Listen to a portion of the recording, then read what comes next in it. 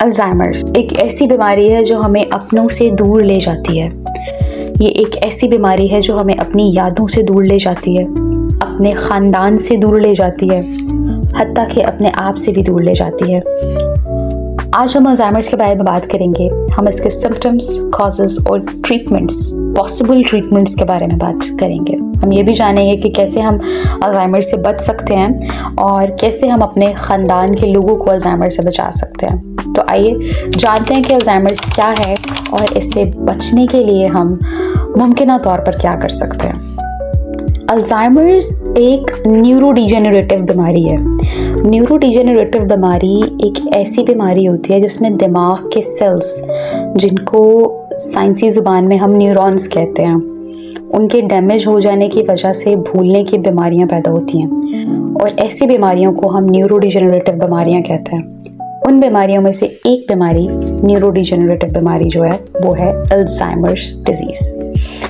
ये बीमारी अक्सर बुढ़ापे में होती है। ये बीमारी दिमाग के सेल्स को ख़त्म कर देती है।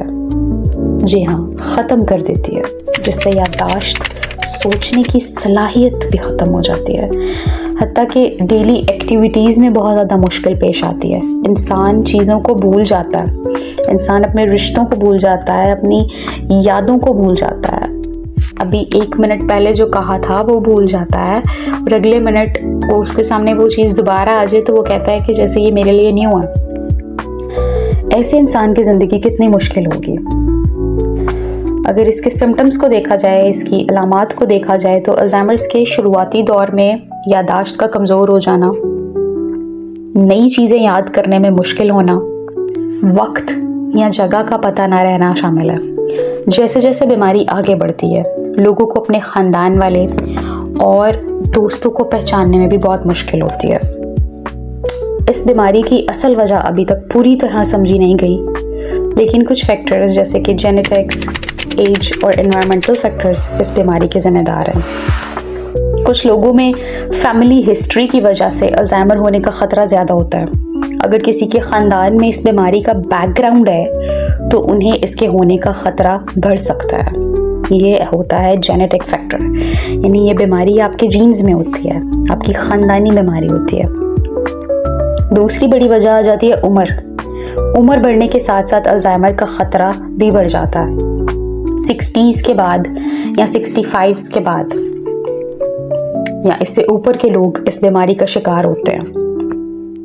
तीसरा रीज़न है इसका ब्रेन चेंजेस। दिमाग में अमाइलॉइड प्लैक्स और टॉट एंगल्स का इकट्ठा हो जाना। अमाइलॉइड प्लैक्स और टॉट एंगल्स क्या हैं, इसके बारे में हम आगे वीडियो में जाकर डिस्कस करेंगे, लेकिन उनके ये दो जो नाम मैंने बोले हैं, ये दो चीज़ें जब दिमाग के अंदर इकट्ठी हो जाती हैं तो ये भी एक बड़ी वजह है। ये बेसिकली प्रोटीन्स हैं जो कि दिमाग के सेल्स को नुकसान पहुंचाते हैं और दिमाग के सेल्स की फंक्शनिंग को डिसरप्ट करते हैं। जब दिमाग के सेल्स ही नहीं ठीक होंगे तो दिमाग भी ठीक नहीं होगा।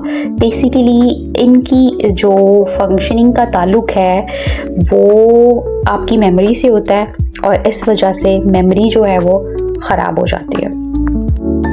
चौथा फैक्टर हम इसका एक एनवायरमेंटल फैक्टर भी हो सकता है। कुछ एनवायरमेंटल फैक्टर्स जैसे कि पोल्यूशन हो गया, कोई हेड इंजरी हो गई, कोई अनहेल्दी लाइफस्टाइल भी अल्जाइमर के रिस्क को बढ़ा सकते हैं।